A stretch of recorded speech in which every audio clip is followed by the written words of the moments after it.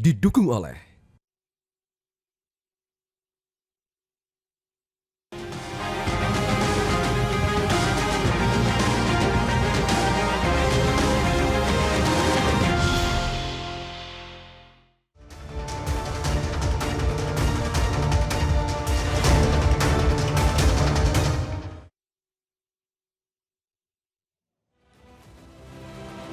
Selamat malam pemirsa, pertumbuhan ekonomi Indonesia di kuartal keempat tahun 2025 lalu tumbuh tinggi 5,39%, sehingga pertumbuhan ekonomi sepanjang tahun 2025 mencapai 5,11%, tertinggi di antara 20 ekonomi terbesar dunia negara-negara anggota G20 atau G20.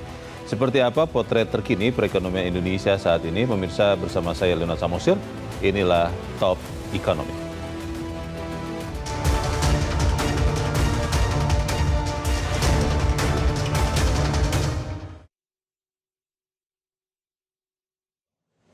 Ya pemirsa, di tengah ketidakpastian ekonomi global, Indonesia menutup tahun 2025 dengan catatan positif. Pertumbuhan ekonomi Indonesia tertinggi di antara negara-negara anggota G20, mengungguli Tiongkok, Arab Saudi, hingga Singapura. Pertumbuhan Indonesia ada di peringkat pertama, kita lihat di data berikut, dengan pertumbuhan 5,11%, disusul oleh Tiongkok di 5,00%, ya di 5%. Arab Saudi 4,5%, Singapura 4,4%, dan Spanyol 2,8%, Belanda 1,9%, kawasan Uni Eropa 1,5%, dan Korea Selatan tumbuh 1%. Data Badan Pusat Statistik menegaskan pertumbuhan ekonomi triwulan keempat 2025 menjadi penopang utama pertumbuhan ekonomi Indonesia sepanjang tahun 2025. Di triwulan keempat pada tahun 2025, pertumbuhan ekonomi Indonesia tumbuh 5,39% year on year. Ini berarti dibandingkan dengan triwulan keempat tahun 2024. Dan di Indonesia membuat pertumbuhan ekonomi Indonesia secara keseluruhan sepanjang tahun 2025, situsi ini adalah kumulatif to kumulatif. Sepanjang tahun 2025 dibandingkan sepanjang tahun 2024 tumbuh 5,11%. Pertumbuhan Indonesia di triwulan keempat 2025 tercatat adalah pertumbuhan tahunan triwulan keempat tertinggi sejak tahun 2022. Ini adalah pernyataan dari Amalia Adininggar, Kepala Badan Pusat Statistik Republik Indonesia. Dari pertumbuhan itu ada 5 sektor kunci pemirsa yang menjadi pendorong utama pertumbuhan ekonomi 2025, yaitu industri pengolahan, perdagangan, pertanian, konstruksi, dan pertambangan. Seluruhnya menopang lebih dari 63%, tepatnya 63,09% PDB nasional di tahun 2025. Sementara itu industri pengolahan juga tumbuh dan industri transportasi dan pergudangan mencatatkan pertumbuhan tertinggi 8,98% seiring dengan meningkatnya aktivitas ekonomi. Konsumsi dan pengeluaran rumah tangga juga menunjukkan penguatan. Konsumsi rumah tangga masih menjadi mesin utama ekonomi seperti selama ini di Indonesia.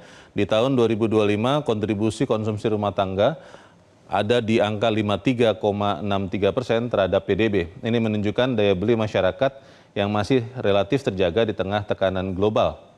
Mesin pertumbuhan ekonomi selanjutnya kalau kita lihat adalah investasi sektor real.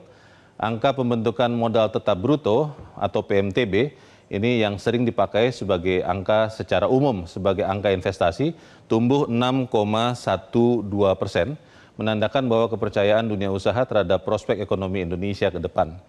Bukan hanya investasi dan konsumsi, sektor lain juga terus tumbuh, yaitu sektor pertanian yang tumbuh 5,33%. Ini adalah salah satu sektor yang banyak menyerap tenaga kerja di tahun 2025 lalu. Lalu industri pengolahan juga tumbuh 5,30%, perdagangan dan reparasi tumbuh 3,81%, dan kemudian konstruksi juga tumbuh 3,81%. Yang tadi industri perdagangan dan reparasi tumbuh 5,49%, ini angka agak salah. Dan kemudian sektor lainnya adalah tumbuh 6,26%.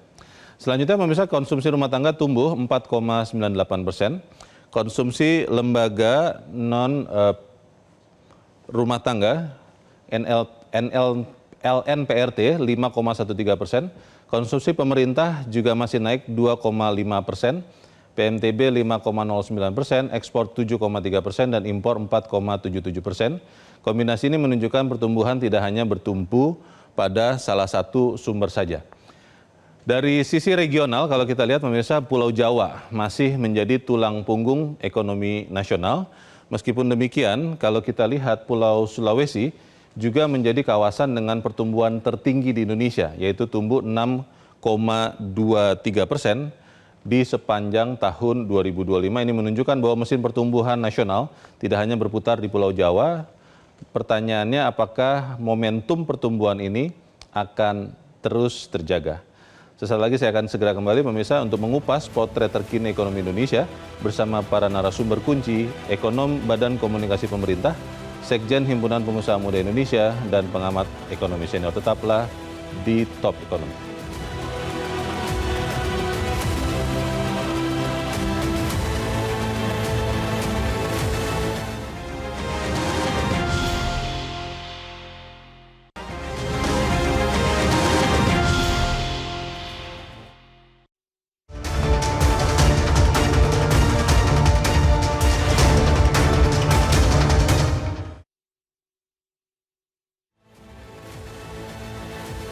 Dan pemirsa, pada malam ini telah bergabung bersama kita 3 orang narasumber. 2 orang hadir secara fisik di Studio 1 Metro TV. Yang pertama di sebelah kiri saya adalah tim pakar Badan Komunikasi Pemerintah atau Bakom, Fitra Faisal. Mas Fitra, selamat malam. Selamat malam, Bung Leo. Terima kasih sudah hadir. Selamat malam. Kemudian juga telah hadir bersama kita Sekretaris Jenderal atau Sekjen Perhimpunan Pengusaha Muda Indonesia atau HIPMI, Angga Wira. Mas Angga, selamat malam. Terima kasih.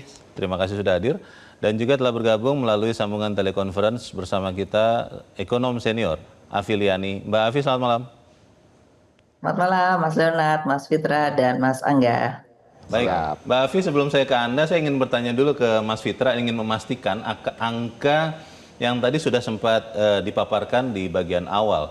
Mas Fitra, sebetulnya apa sih artinya PDB Indonesia di tahun 2025 itu tumbuh nomor 1 di G20? Apakah memang itu artinya secara pertumbuhan, secara awam lah kita katakan begitu, Indonesia memang tumbuh lebih kuat ekonominya tahun lalu dibandingkan 19 negara lain di G20 atau seperti apa? Ya, kalau kita mengevaluasi diri kita selama 10 tahun terakhir, on average pertumbuhan ekonomi kita 5,07% itu exclude pandemic times. Artinya kalau di whole year 2025 5,11% itu sudah di atas average. Nah, itu satu hal. Di sisi yang lain ini juga mengkonfirmasi Artikel 4 dari IMF yang sebelumnya juga sudah mengemukakan bahwa Indonesia ini dalam laporannya adalah the bright spot. Oke. The bright spot kenapa? Karena di tengah dunia yang tengah gundah gulana, ya ada tekanan-tekanan, ada geopolitik, geoekonomi, ya, dan bahkan World Economic Forum di Davos mengeluarkan laporan risikonya, Global Risk Report, yang mana geoeconomic confrontation adalah satu risiko yang paling utama, tapi Indonesia masih cukup resilient. Ya. Tapi di sisi yang lain tentunya 5,11% ini tidak cukup. Ya. Kita perlu untuk mengejar yang lebih besar lagi. 5,11% tidak cukup? Tidak cukup, karena pemerintah kan aiming for more ya. Jadi bahkan tahun 2025 sendiri targetnya adalah di whole year 5,2%. Nah, tahun depan 5,4%. Target di nota keuangan bahkan Pak Purbaya sendiri. Maaf, tahun depan atau tahun ini? Oh, tahun ini. Tahun ini ya? Tahun ini 2026 ya? Ini sudah tahun depan. Iya, 5,4% itu tahun ini? Tahun ini, dan bahkan di beberapa statementnya Pak Purbaya juga menyampaikan bahwa tahun 2026 ini itu sudah 6% harusnya. Itu target seorang Menteri Keuangan? Ya. Tapi bukan target pemerintah? Target pemerintah yang formal itu di nota keuangan kan 5,4%. Ya, kalau misalnya bisa lebih dari itu kan lebih baik. Tapi pertanyaannya begini, ada orang yang menanyakan bahwa di G20 itu kan negara-negara termaju ya, ekonominya terbesar di dunia. Apakah itu artinya kemudian memang sudah lebih bagus pertumbuhan ekonomi di Indonesia dibanding 19 negara lain atau seperti apa? Ya, jadi mayoritas dari anggota dari G20 adalah negara-negara maju. Nah, satu karakter dari negara maju, mereka sudah masuk ke tahapan yang disebut sebagai steady state. Artinya ekonominya memang sudah mentok. Jadi on average mereka ya paling tinggi 3-4%. Amerika Serikat sendiri sebenarnya salah satu yang ya bahkan yang terbesar dan termaju itu dengan 4% saja itu sebenarnya sudah sangat tinggi sekali ya, karena memang dalam kondisi steady state ya mereka sudah jenuh gitu ya pertumbuhan ekonominya, sehingga sebenarnya secara rata-rata 2-3% aja sudah terbilang bagus begitu ya. Tapi di sisi yang lain tentunya kita sebagai negara berkembang yang tengah catching up ya, ini adalah suatu fondasi yang kuat. Tetapi tentunya 5,11% sekali lagi meskipun ini suatu pencapaian, tetapi kita masih long way to go lah ya, karena target kita pertama 8%, yang kedua adalah on average sampai tahun 2038, bahkan tidak sampai 2045 ya. Kalau kita bicara mengenai hitung-hitungannya dalam konteks the end of demographic dividend, selesai tahun 2038, artinya on average kita harus tumbuh 6,5%, ya. Dan dalam kondisi itu maka kita aim for more ya, 8%, supaya kita bisa menjadi negara maju lebih cepat. Rata-rata 6,5% itu high call juga ya. Tapi saya ingin ke Mas Angga. Mas Angga, tadi ada angka investasi tahun 2025 itu tumbuh 6,12%. Itu year on year. Dan yang saya sih gembira melihat bahwa ada pertumbuhan barang modal, bangunan, mesin, dan perlengkapan. Yang biasanya itu kan adalah tanda-tanda bahwa industri sudah mulai bergeliat. Tapi pertanyaannya adalah apakah kemudian dengan pertumbuhan tinggi investasi itu sudah otomatis langsung menyerap pengangguran nih? Karena itu yang kita butuhkan kan? Bagaimana? Ya, pertama tadi pertumbuhan ekonomi kita secara average kan 5% ya, dari tahun ke tahun ya.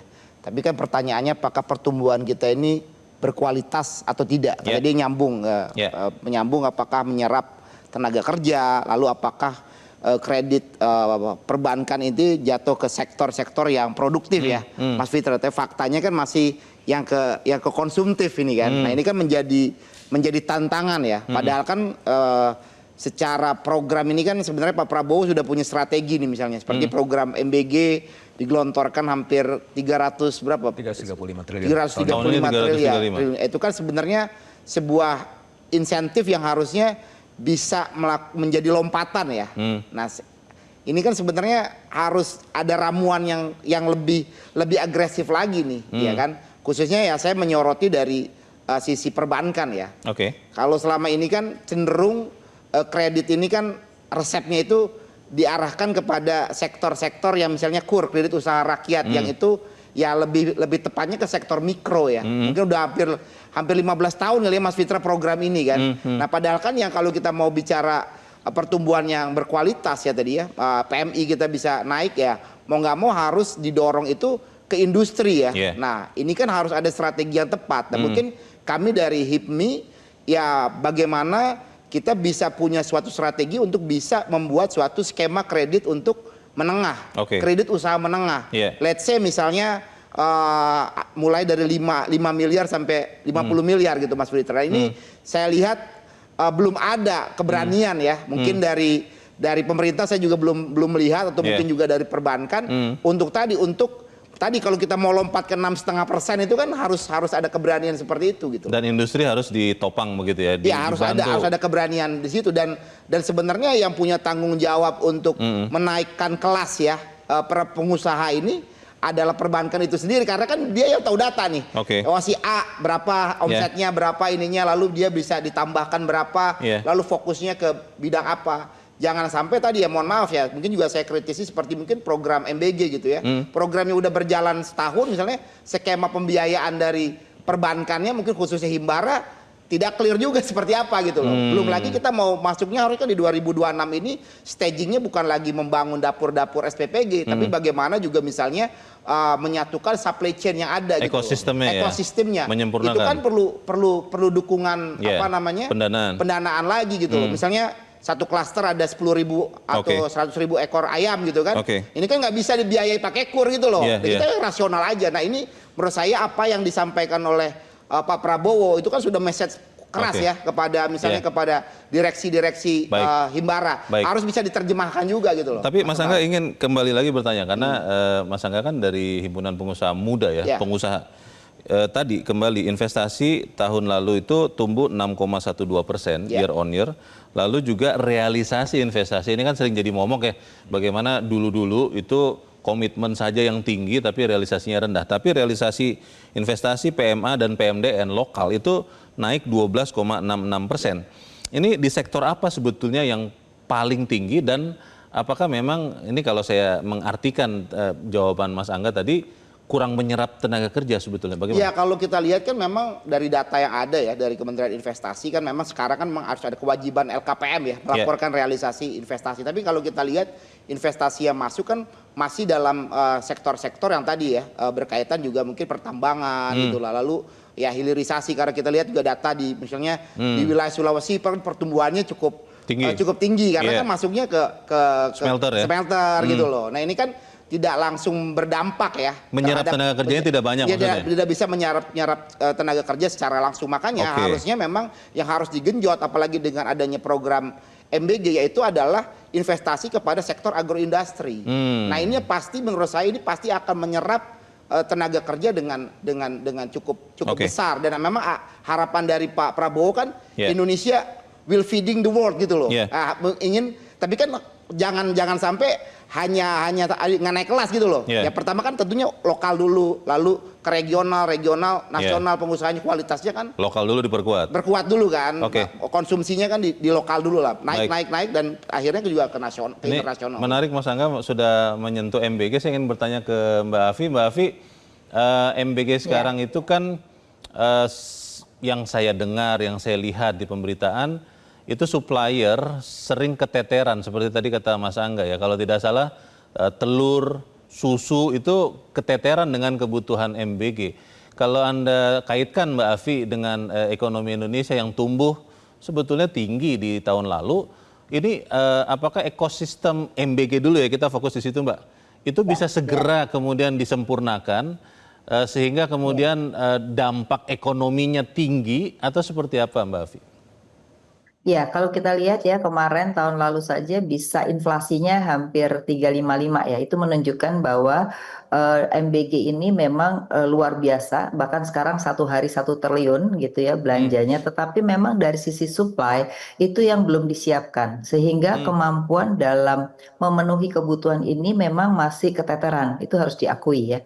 Jadi makanya sekarang kan mau bikin peternakan dan lain-lain. Jadi memang yang harus dipikirkan adalah bagaimana menuju supply yang cukup. Itu tentunya ya misalnya pengusaha importnya susah ya mudahkan dulu sampai benar-benar supply side di dalam negerinya itu siap gitu. Karena kalau tidak kita akan menghadapi inflasi yang akan terus meningkat gara-gara MBG gitu. Karena ini kan nggak sesuai ya? Bukan soal pendapatan masyarakatnya meningkat tapi gara-gara MBG bisa membuat inflasi yang tinggi gitu. Jadi saya melihatnya ini. Nah, oleh karena itu perlu sebenarnya mengajak dunia usaha untuk menjadi berperanan ya. Misalnya di daerah tertentu mereka kebutuhannya apa gitu. Nah ini yang kelihatannya data kebutuhan daripada supply ini yang kelihatannya belum sesuai di setiap daerah. Sehingga kebutuhannya itu seringkali menjadi kendala. Itu pertama ya. Nah yang kedua memang perlu dievaluasi lagi adalah MBG-nya sih setuju ya, tapi apakah dengan model sekarang itu cocok gitu ya? Karena kalau kita lihat untuk memperbaiki ekonomi sebenarnya salah satunya dengan dua cara. Bisa dengan sekolah masing-masing itu misalnya kantinnya atau komite sekolah itu akan membuat ekonomi juga akan lebih luas atau kepada orang tua. Karena kalau kita lihat SMP SMA itu kebanyakan mereka sudah kurang sesuai dengan MBG ya, sehingga menurut saya perlu dievaluasi kembali gitu. Itu yang menjadi menarik untuk cermati ya.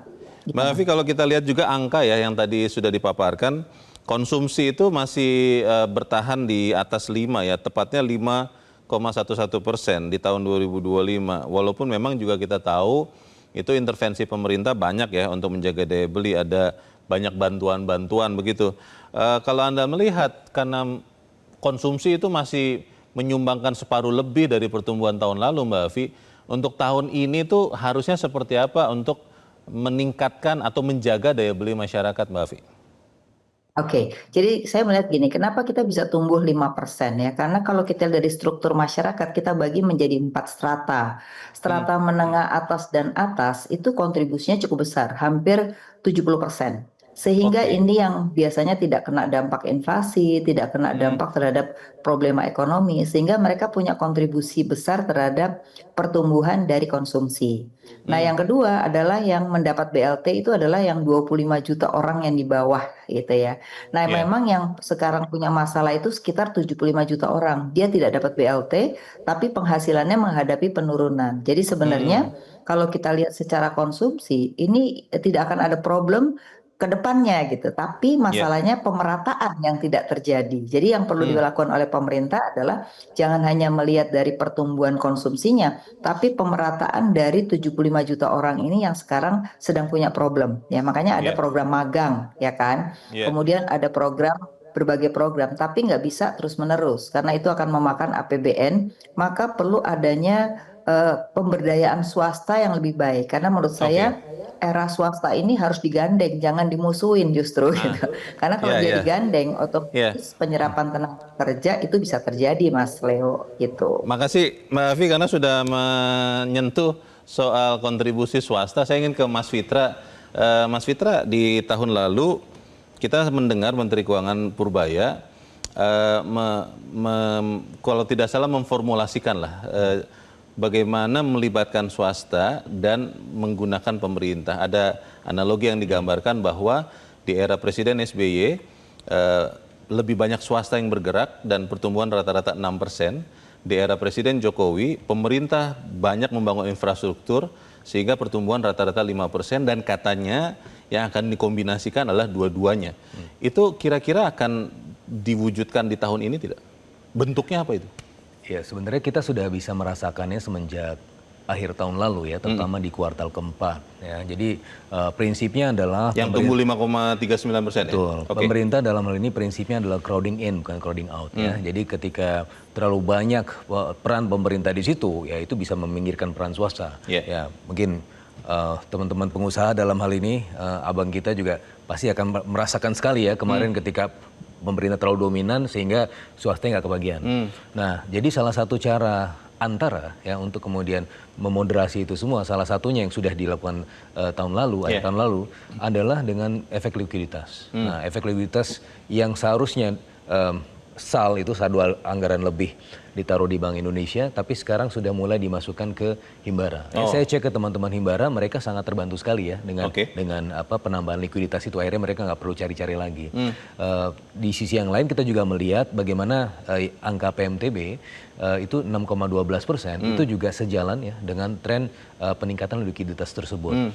Begitu juga dengan tren pertumbuhan ekonomi yang 5,11%. Tapi tentunya ini juga perlu kita sadari bahwa seperti yang disampaikan Bu Afi tadi, bahwa kalau kita lihat ya bagi beberapa kelas tadi ya, jadi ada yang desil paling atas, desil paling bawah, ya.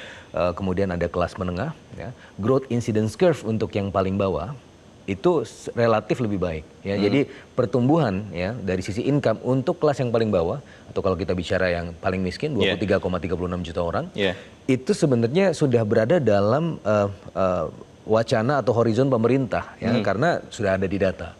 Yang kaya sementara ini tidak punya masalah ya. Aman lah ya. Ya, tapi yang di tengah-tengah adalah kelompok yang bukan kaya dan bukan miskin. Bukan kaya artinya dia nggak punya banyak uang, bukan miskin nggak dapat bansos. Nah, makanya apa yang dilakukan pemerintah sekarang tujuannya adalah untuk kemudian ini growth incidence curve yang paling tengah ini ternyata justru anjlok negatif, ibaratnya kue digigit. Ya ini yang kiri kanannya itu oke lengkap, tapi yang di bawah itu terprosok. Yang kelas menengah yang kelas menengah itu ya? tadi. Nah, jadi caranya adalah untuk mempertebal dan membuka ruang ekonomi seluas-luasnya. Ya, salah satunya tadi lewat industrialisasi. Ya, efek likuiditas itu juga memajukan peran swasta karena biar bagaimanapun yang nangkap kredit-kredit ini siapa sih? Ya swasta juga. Tetapi memang ada tadi catatannya seperti Bang Angga tadi sampaikan bahwa bank ini hanya mengejar yang kaya dan meninggalkan yang miskin. Ya, meninggalkan yang kecil, ngejar-ngejar yang besar. Nah, kalau kita tiba-tiba miskin, itu nggak dikejar lagi. Nah, itu yang menjadi concern presiden, gitu kan. Kenapa Himbara ini kok begitu-begitu aja, nggak ada efek pembangunannya. Maka dalam konteks ini, kita harus bicara juga mengenai ekosistemnya. Salah satunya mungkin OJK dalam hal ini harus ada regulasi yang kemudian menaungi mereka, supaya arm pembangunan itu betul-betul kerasa. Jadi bukan hanya ya tiba-tiba kaya terus dikejar, miskin kemudian ditinggalkan. Tetapi ya tentunya sebagaimana Himbara adalah state owned companies, adalah arm pembangunan yang juga bisa memberi channeling through kepada program prioritas pemerintah tadi. Saya tertarik dengan angka ini, Mas Angga ya, angka pertumbuhan sektor manufaktur. Ya. Di tahun lalu itu tumbuh 5,3%. Ya. Itu bagus ya. Dan kemudian kita lihat juga PMI tadi Anda sudah sebut manufaktur itu ada di zona ekspansif. Ya, betul.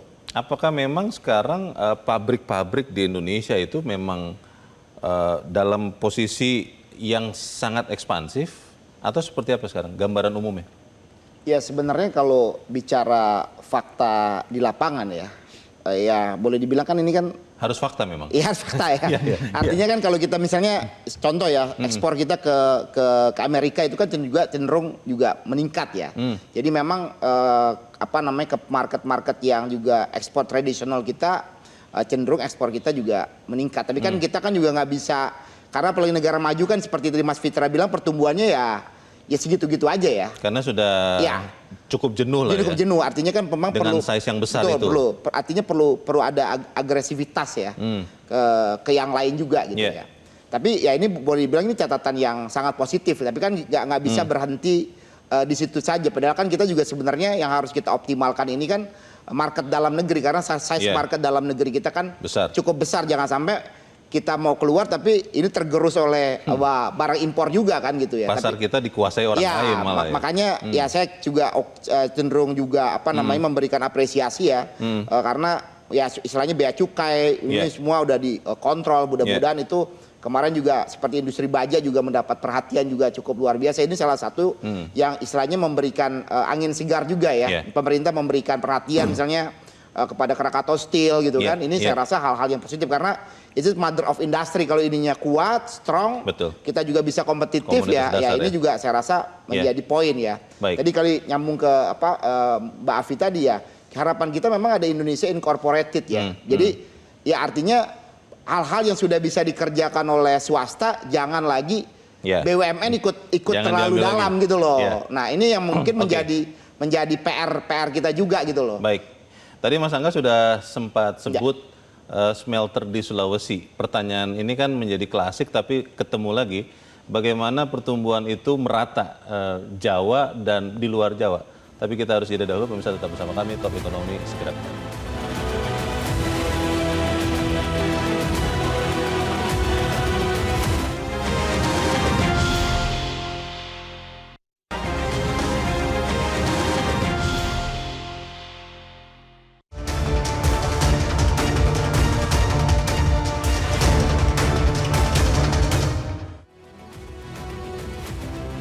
Terima kasih Anda masih bersama kami dalam Top Ekonomi. Kita masih membicarakan tentang pertumbuhan ekonomi Indonesia di tahun 2025. Saya ingin ke Mas Fitra. Mas Fitra, tadi Mas Angga sudah sempat menyebut bahwa pertumbuhan ekonomi di Sulawesi itu di luar Jawa tinggi, tapi kan terpusat umumnya di smelter hilirisasi. Dan pertanyaannya adalah apakah itu juga berdampak langsung kepada rakyat masyarakat di Sulawesi? Apakah mereka langsung mendapat pekerjaan dari situ, langsung dapat efek ekonomi? Bagaimana Mas Vito? Ya, kalau kita coba cross step dengan data-data yang lain, misalnya data kemiskinan, ya, kalau kita cek ya Sulawesi Tengah, Sulawesi Tenggara, Sulawesi Utara, ya, Sulawesi Selatan, itu rata-rata tingkat kemiskinannya turun. Ya.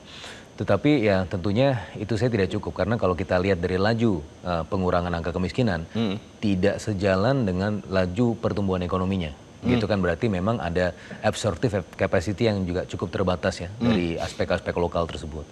Nah makanya dalam hal ini ya hilirisasi adalah one thing dan sebenarnya hilirisasi ya ini ahlinya nih Bang Angga itu kan lebih capital intensive. Nah kalau kita bicara capital intensive berarti skillnya juga butuh skill yang ya relatif lebih skill setnya lebih tinggi ya dibandingkan dengan umumnya. Dan makanya ke depan ya kita juga melihat bagaimana pemerintah dalam hal ini sudah mencanangkan ya bagaimana untuk mengembangkan talenta sumber daya manusia lokal ya supaya bisa kemudian compete dan juga compatible dengan kebutuhan industri tersebut. Karena tidak hanya di Sulawesi, Bung Leo, kalau kita lihat misalnya zoom in di Maluku ada beberapa tempat yang pertumbuhannya tinggi. Puluhan persen malah ya, lebih Smelter tinggi. juga kan? Iya, lebih banyak pertambangan smelter dan seterusnya. Nah, maka di situ kita juga bisa melihat angka kemiskinan itu ternyata juga cukup stagnan. Jadi tidak bergerak banyak begitu ya, tidak menjadi lebih baik, lebih signifikan. Iya. Nah, maka ini menjadi PR kita ya, bagaimana industrialisasi itu dan hilirisasi bisa kompatibel dengan kemampuan manusianya, dan itu yang sekarang sedang dikerjakan pemerintah juga. Mas Angga, tentunya pengusaha kan juga merasakan itu ya sudah lama, bahwa ketika ada industri, ada pabrik mau dibangun, khususnya di luar Jawa, itu suka kesulitan mencari tenaga kerja. Karena tadi dikatakan Mas Fitra, tidak match kemampuannya, skillnya dengan yang dibutuhkan. Ini kira-kira bagaimana solusinya dan apa yang sudah dilakukan HIPMI untuk membuat pertumbuhan itu tidak hanya di Pulau Jawa saja, tapi di luar-luar Pulau Jawa? Iya, tentunya ini kan memang PR dari tahun ke tahun ya. Dan saya lihat juga sebenarnya sudah berusaha mungkin dengan program SMK dan lain sebagainya. Tapi Vokasi tapi memang kan artinya perubahan ini kan sangat cepat ya. Sangat apa namanya? Dinamis. Dia dinamis sekali gitu. Jadi memang artinya ada perubahan-perubahan kurikulum ini juga perlu dilakukan juga dengan link and match dengan industrinya gitu loh. Nah, ini juga menjadi sangat penting ya.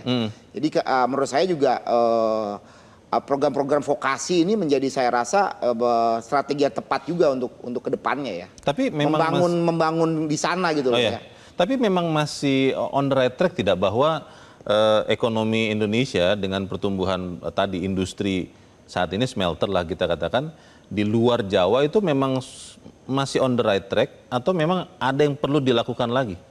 Iya, memang harus mengarahnya kepada industri yang bukan berbasis tambang lagi ya, tapi memang kepada industrinya gitu. Nilai tambahnya ya. Nilai tambahnya ada produk yang dihasilkannya, dan kita juga sangat mengapresiasi misalnya sudah ada tadi concern terhadap industri baja kita gitu kan. Itu juga ya harapannya ada industri-industri turunan yang lagi yang memang bisa mengabsorb hal tersebut. Tadi kan Pak Prabowo juga menyetir bagaimana menghidupkan misalnya genteknisasi gitu loh ya. Nah, ini juga menurut saya menjadi concern sebenarnya, walaupun juga tidak serta-merta itu bisa diterapkan di semua daerah juga, tapi artinya ya ada suatu perhatian ya bahwa industri padat karya kan harapannya kan memang menciptakan industri padat karya. Nah, ini yang menjadi salah satu strategi kedepannya, dan harus juga match juga dengan misalnya program perumahan gitu kan, harus ada demand-nya di-create, tapi juga supply-nya juga harus ada juga. Jangan sampai nanti terjadi inflasi lagi kan. Demand-nya sudah ada tapi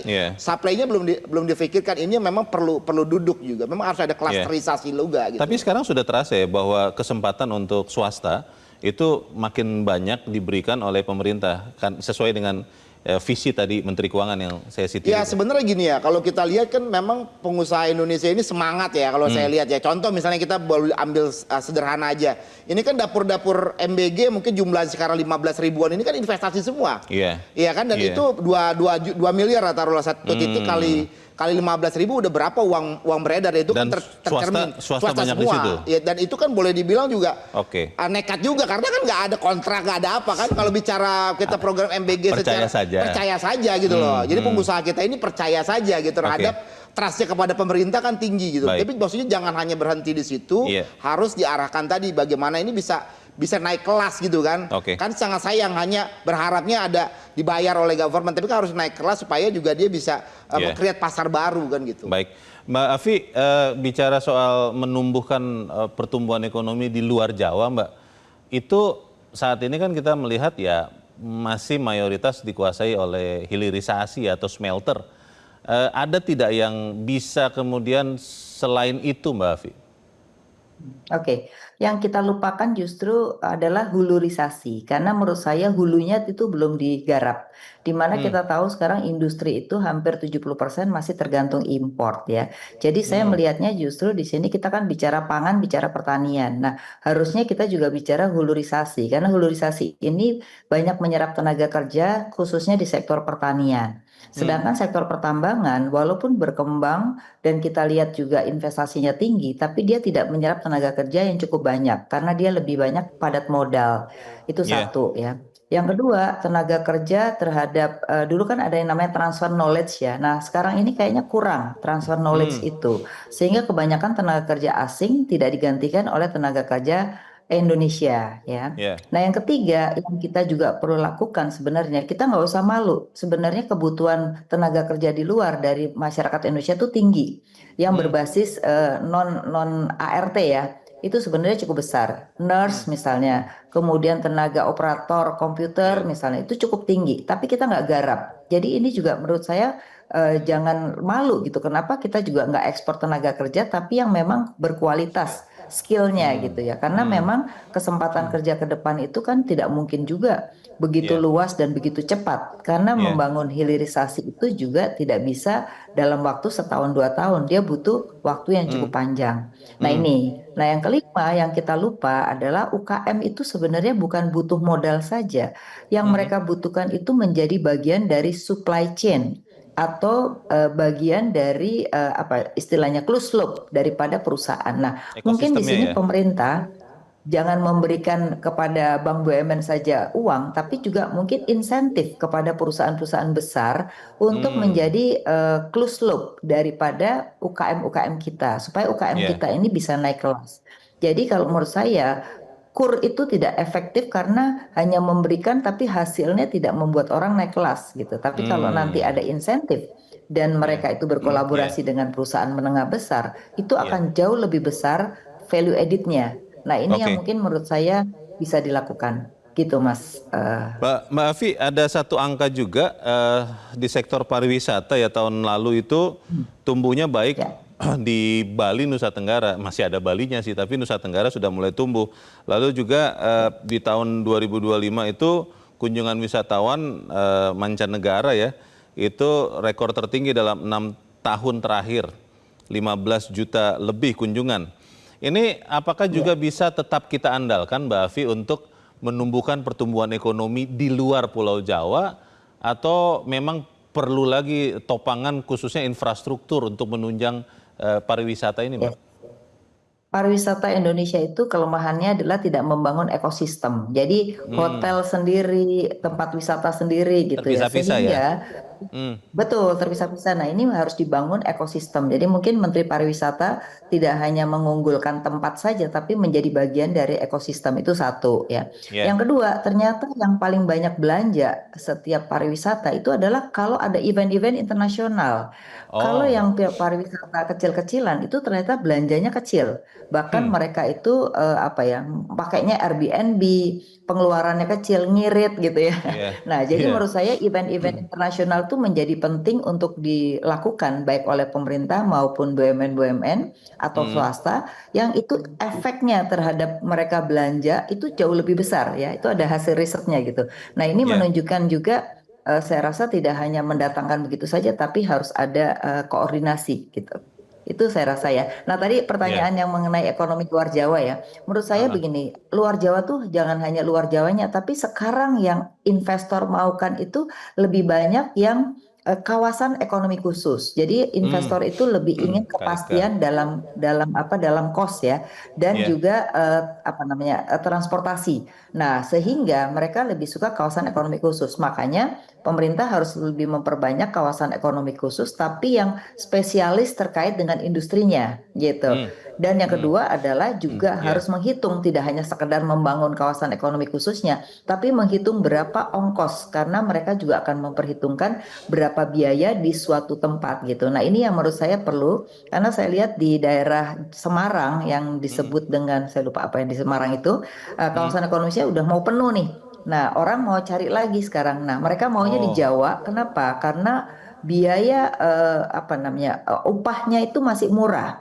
Jadi sekarang Di berbondong-bondong Jawa lah Tengah dari maksudnya ya? Cikarang dan Tanaman Jawa Tengah, terutama di Jawa Tengah. Itu Iya. yang paling besar karena upahnya masih sangat kecil ya. Tapi Ya. luar Jawa kan kita tahu dong apa relatif transportasinya lebih sulit gitu ya. Jadi menurut saya sih kita nggak usah memaksakan karena kalau kita paksakan akhirnya juga cost-nya tinggi nggak ada yang mau juga gitu ya. Iya. Jadi kita Iya. jangan bicara jual luar Jawa tapi bahwa luar Jawa itu apa sih yang cocok. Mungkin potensinya lebih pariwisata dibandingkan kita Iya. paksakan Iya. apa industri di sana gitu. Saya rasa itu. Jadi harus sesuai dengan potensi daerahnya Baik. dan kebutuhan baik tenaga kerja maupun transportasinya itu perlu diperhitungkan gitu. Oke, Mas Fitra, kawasan ekonomi khusus ini sesuatu yang juga kan menjadi faktor yang dimasukkan dalam perhitungan di PDB terakhir-terakhir ini. Ini bagaimana kira-kira itu akan bisa menopang pertumbuhan ekonomi Indonesia tahun ini? Iya, jadi sebenarnya dengan dimasukkan atau tidak dimasukkan itu tinggal masalah sampel aja ya. Jadi sampelnya itu jauh lebih sempurna, tingkat akurasi lebih tinggi ya. Bukan artinya langsung tiba-tiba melonjakkan angka pertumbuhan ekonomi. Itu satu secara teknis. Yang kedua adalah sebenarnya kawasan berikat ini itu tidak serta-merta ya bisa kemudian meleverage pertumbuhan ekonomi kita secara cukup signifikan. Tentunya kita harus berhati-hati dan harus membuatnya jauh lebih sempurna ya. Jangan kemudian menjadi silo-silo juga pada akhirnya. Karena Bung Leo, saya di kampus juga membimbing beberapa disertasi, bukan membimbing ya, Bapak pernah menjadi penguji ya beberapa disertasi yang terkait dengan topik yang serupa ya, kawasan berikat.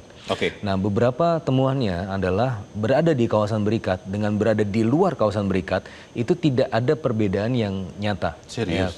Iya, karena memang kan masih selo-selo nih. Kita masih ada, oke, semuanya bikin kawasan berikat, tetapi ya pada akhirnya tidak ada efek skala ekonomis yang muncul di situ. Nah, dari sisi ekspornya, dari sisi kemampuan produksinya dan seterusnya.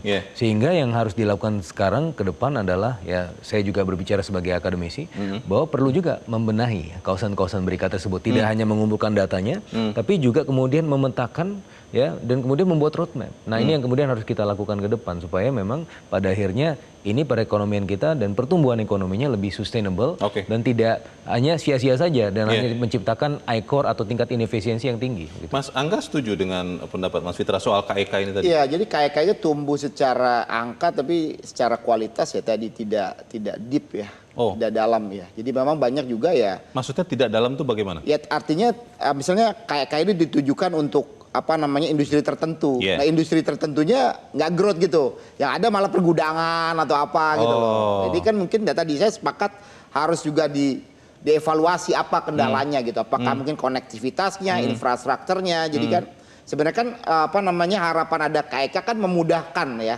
Dan juga cenderung untuk memudahkan fasilitas-fasilitas, pemberian fasilitas sehingga lebih cepat ya. Tapi kan challengingnya kan ya dari beberapa KEK ini kan ya hanya beberapa yang bisa tumbuh dengan kualitas kan. Banyak juga diantaranya ya kayak jalan di tempat juga gitu loh. Itu lebih sedikit yang berhasil dibanding yang masih harus diperbaiki ini? Iya, menurut pandangan kami ya seperti itu, Mas ya.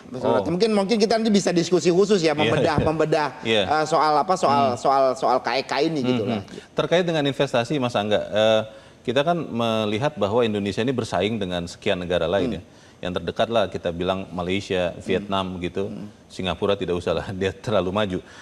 Bagaimana Anda melihat di sepanjang tahun lalu kemudahan untuk berinvestasi, sistem OSS misalnya, itu sudah seperti apa, seberapa efektif sistem untuk berinvestasi dan berusaha sampai kemudian katakanlah kalau bangun pabrik itu sampai berproduksi dan menjual, bagaimana? Ya kalau secara faktual ya, kalau kita juga membenchmark dengan negara-negara, kayak kan sebenarnya kompetisi kita kan dengan negara tetangga nih ya, which is Vietnam, Malaysia. Ya kalau boleh jujur ya pertumbuhan ekonomi mereka jauh di atas kita kan gitu. Jadi memang ya kita harus mengevaluasi ya.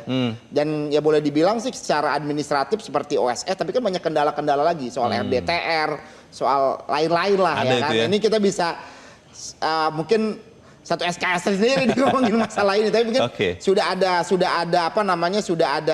concern dari pemerintah ya soal hal tersebut. Tapi tentunya ini perlu keseriusan lah untuk membenahi ini gitu. Baik, 5,11% sudah dicapai tahun lalu pemirsa, dan tahun ini diharapkan lebih tinggi lagi. Tapi pertanyaannya, bisakah itu terjadi di tengah berbagai ketidakpastian di dunia? Tetap bersama kami, Top Ekonomi segera kembali.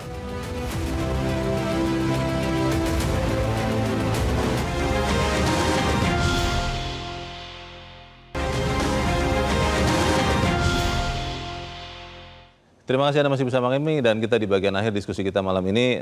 Saya ingin ke Mbak Afi. Mbak Afi, secara singkat Mbak, tahun ini apa yang harus diprioritaskan oleh pemerintah supaya setidak-tidaknya bisa tumbuh ya 5,11% lagi Mbak? Ya, yang pertama pastinya yang kontribusi paling besar dari PDB kita tuh ada dua. Satu adalah konsumsi dan kedua adalah investasi. Nah, tentunya konsumsi itu harus menjaga daya beli masyarakat, terutama yang tadi saya sampaikan. Yang kedua adalah investasi. Kalau kita lihat investasi itu peran swasta itu ternyata 80%, sedangkan BUMN itu cuma 15 dan pemerintah itu cuma 8% dari APBN. Nah, oleh karena itu manfaatkanlah kontribusi yang besar itu 80% untuk menjadi motor penggerak ya. Sedangkan BUMN mungkin juga tetap sama gitu, tapi 80% ini menjadi motor penggerak itu harus diutamakan. Iya. Jadi mudahkanlah segala sesuatunya gitu ya. Nah, yang ketiga adalah kalau kita lihat memang dari sisi perpajakan ini kan agak mengkhawatirkan ya. Jadi mungkin di sini juga harus memberikan confidence kepada masyarakat atau dunia usaha bahwa pajak ini bukan berarti dikejar-kejar gara-gara defisitnya yang makin besar gitu. Jadi supaya ada kenyamanan dari masyarakat dan dunia usaha. Saya rasa itu Oke. menjadi kunci penting. Sama tadi kolaborasi antara UMKM dengan perusahaan besar supaya bisa sama-sama tumbuh gitu. Terima kasih. Proyeksi Mbak Afi, tahun ini kita tumbuh tetap di atas 5% atau bagaimana Mbak? Menurut saya sih untuk mencapai 5,4 tuh sebenarnya nggak sulit ya menurut saya. Oke, Tapi kalau mau tumbuh lebih tinggi lagi perlu kerja keras. baik. Kalau untuk Terima kasih. 5,4 dua hal itu tadi. Oke, terima kasih Mbak Afi. Mas Angga bagaimana tahun ini? Iya, pertama Indonesia kan tidak kekurangan uang juga kan karena likuiditas banyak gitu ya. Iya. Tidak kekurangan program-program sudah cukup banyak. Pengusaha juga udah mulai growth juga, pengusahanya banyak. Yang kurang menurut saya tadi arsitektur dari pembiayaan gitu loh. Nah, harus ada arsitektur dari pembiayaan itu yang mampu mendorong pertumbuhan yang lebih inklusif. Nah, PR-nya kita harus duduk sama-sama nih Mas Fitra, membenahi bagaimana benar-benar bank ini menjadi lokomotif gitu loh. Gampang aja mungkin Pak Prabowo targetin aja satu bank Himbara bisa Mandiri, targetin dari 10.000 membina 10.000 pengusaha untuk naik kelas gitu ya. Supaya terukur secara kuantitatif dan kualitatif.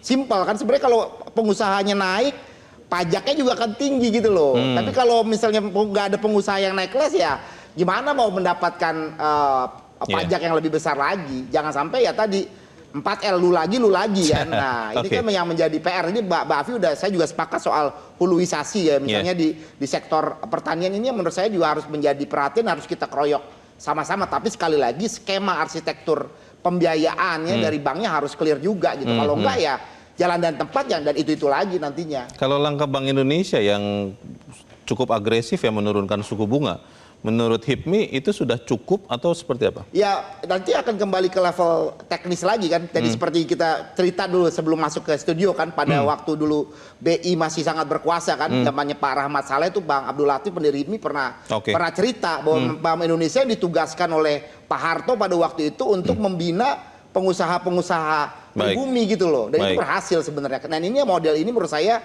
harus dilakukan lagi oleh CEO Bank Himbara menurut saya. Terima kasih. Mas Fitra. Ya, jadi tantangan tahun ini tentunya tidak kurang dari tahun lalu ya. Kalau kita bicara mengenai tantangan dari World Economic Forum kemarin ada global risk yang mana itu tidak mengecil malah membesar. Dan kalau dalam beberapa simulasi yang saya lakukan itu bisa memberikan efek kontraksi ekonomi 0,4 sampai 0,6%. Artinya dengan baseline 5% kita mungkin bisa cuma tumbuh 4,5-4,6%. Tetapi sebenarnya dari sisi yang lain kita juga punya kekayaan domestik ya. Salah satunya adalah tentunya ya rakyatnya itu sendiri yang memiliki, kita punya mass consumption. Yang kedua juga dari sisi shovel ready projectnya Danantara yang kalau dalam hitung-hitungan saya itu tahun ini bisa menambah growth factor hingga 1 sampai 1,2%. Jadi kalau kita baseline-nya 5%, tambah 1% itu bisa 6%. Makanya itu kenapa Pak Purbaya sangat yakin bisa 6%, salah satu juga karena tidak hanya pemerintah tapi juga ada Danantara gitu. Baik, kita harap apa yang kita bicarakan malam ini menyumbangkan untuk pengambilan kebijakan agar ekonomi Indonesia bukan hanya tumbuh tapi juga berkualitas. Saya berterima kasih kepada Mbak Afiliani, Mas Angga Wira, dan Mas Fitra. Dan pemirsa, terima kasih Anda bersama kami. Kita berjumpa kembali dalam Top Ekonomi Selasa pekan depan. Saya Leonard Samosir, selamat malam. Sampai jumpa.